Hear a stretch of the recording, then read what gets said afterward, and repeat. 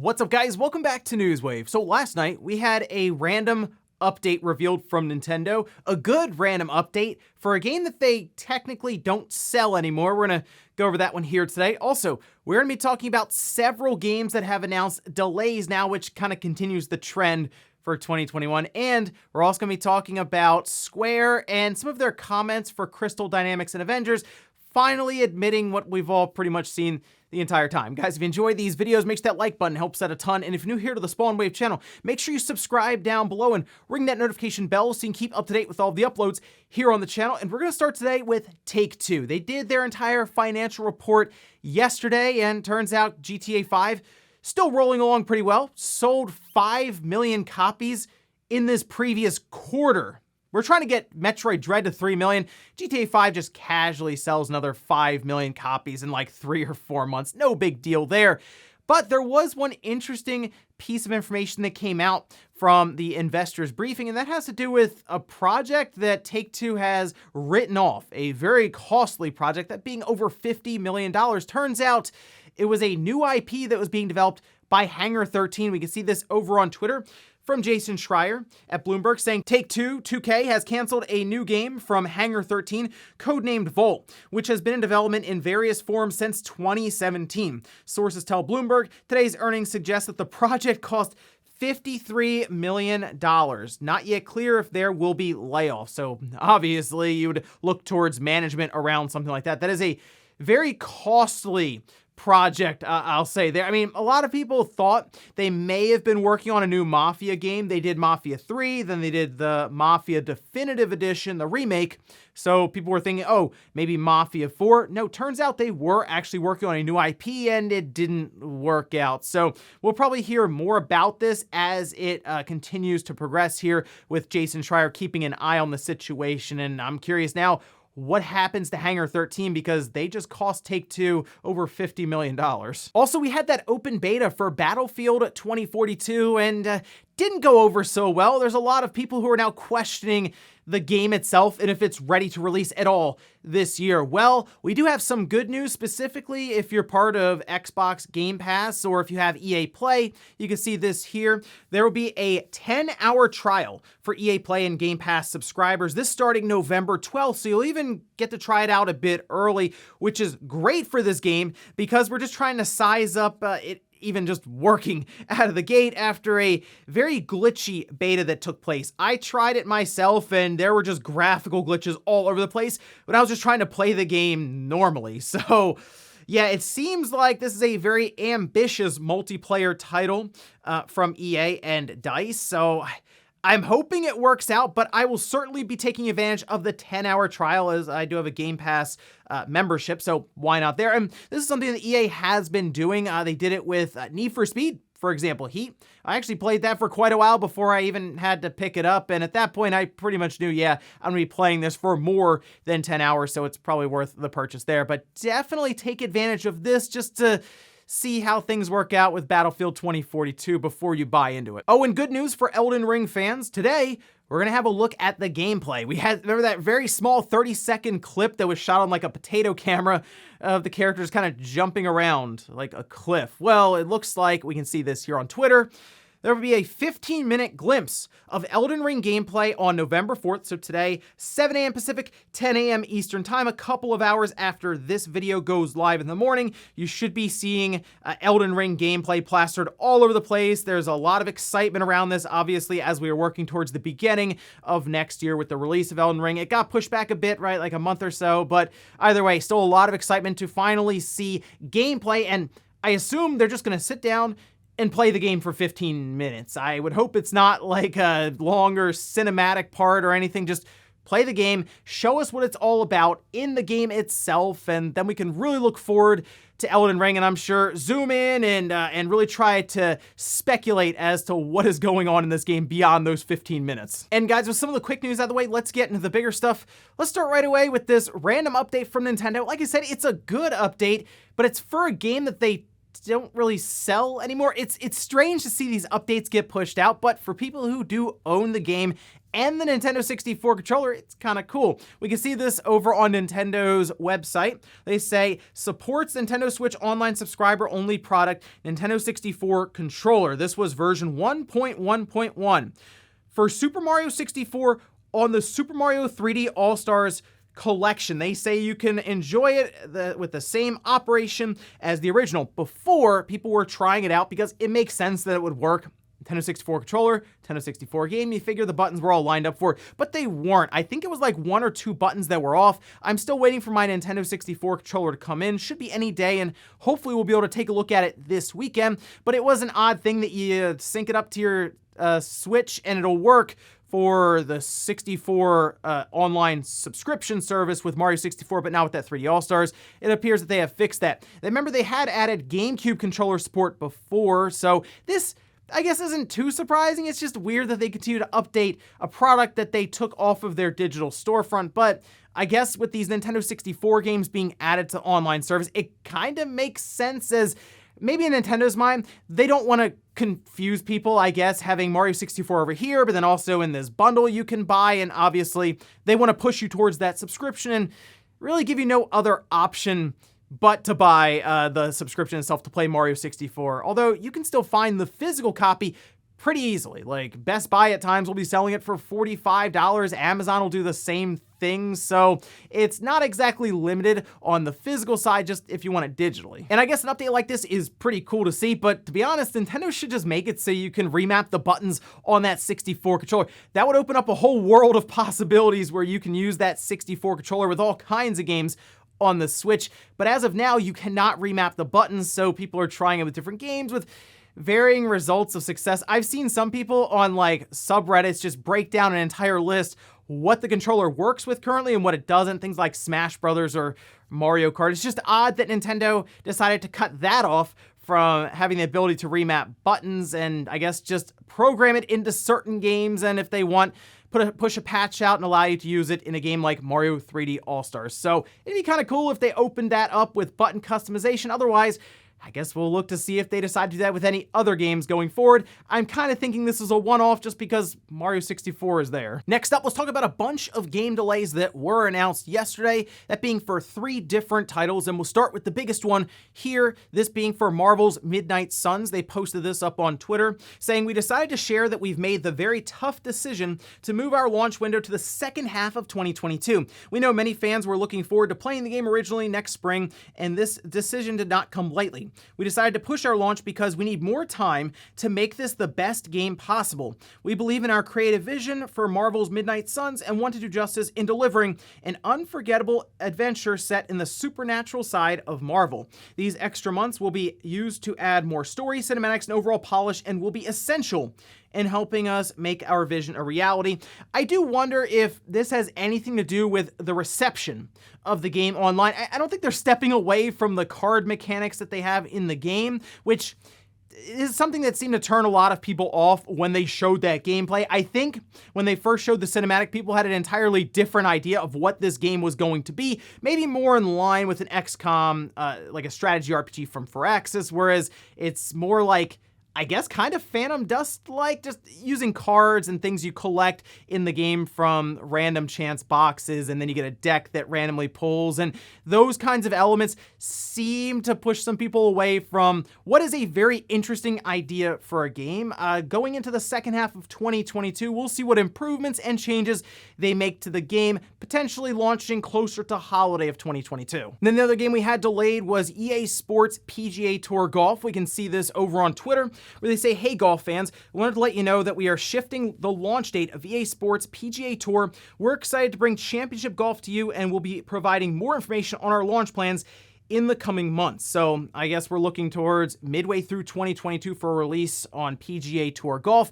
Over on the other side, though, 2K seems to be rolling along for 2K22. Remember, they did announce that Tiger Woods would be part of the game, I guess potentially just as the cover athlete there. So I assume EA is going to work to improve and just put more work into PGA Tour to compete. And that's one of the nice things about having EA and 2K compete back and forth. And one of the reasons I would like to see something like Madden have a big NFL competitor for a game next to it, because it probably would make EA put more work into it. But seeing PGA Tour Golf get pushed next year, probably not a big deal for a lot of people, but I guess we'll see more about this one, as they say, in the coming months. And then the last game that was delayed is Sol Cresta. We can see this over on Eurogamer. It says Platinum's Hideki Kamiya announced the delay this morning during an hour-long live stream titled Sol Cresta, Hideki Kamiya's Very Sorry Stream, which also featured new footage of the game. Now, this is a vertical shooter. You can see some of the trailer here. There's no word on when Sol Cresta will be coming out. Kamiya says he hopes to reveal the game's new release date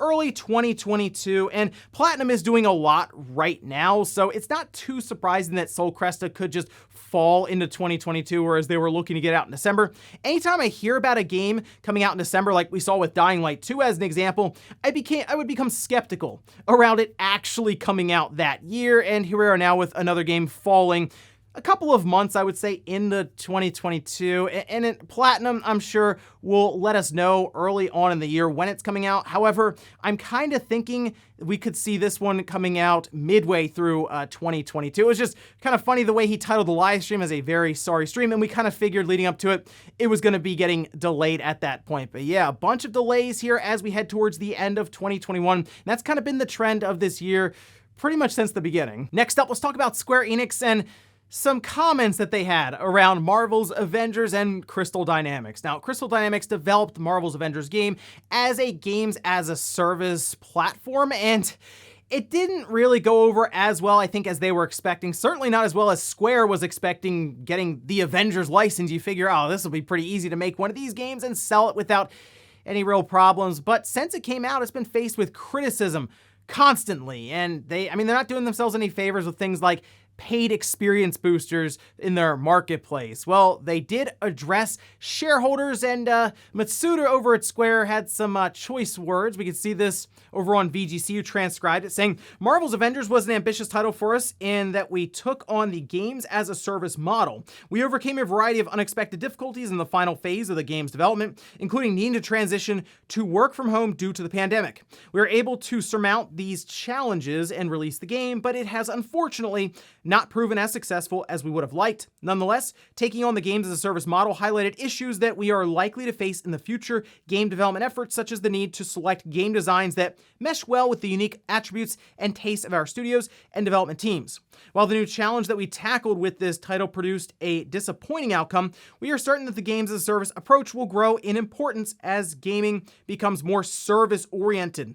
How we go about creating new experiences by incorporating this trend into our game design is a key question that we need to answer going forward. So it's pretty obvious that Square not exactly thrilled with how the Avengers game turned out in terms of revenue that was generated and development costs and licensing. I'm sure all of that played into it, but it was mentioned here that maybe Crystal Dynamics wasn't the best fit for creating this games as a service Marvel's Avengers game, and now Crystal Dynamics is off helping Microsoft make Perfect Dark, so that most likely will play more into their strengths. It's just interesting that we went from Square taking Crystal Dynamics and saying, hey, work on Avengers, which is a massive property to create a game around, and now they're basically being loaned out to another company. I do wonder if Square, how they feel right now with Crystal Dynamics and kind of realizing some of the limitations around that studio working with something like the Avengers, being this big online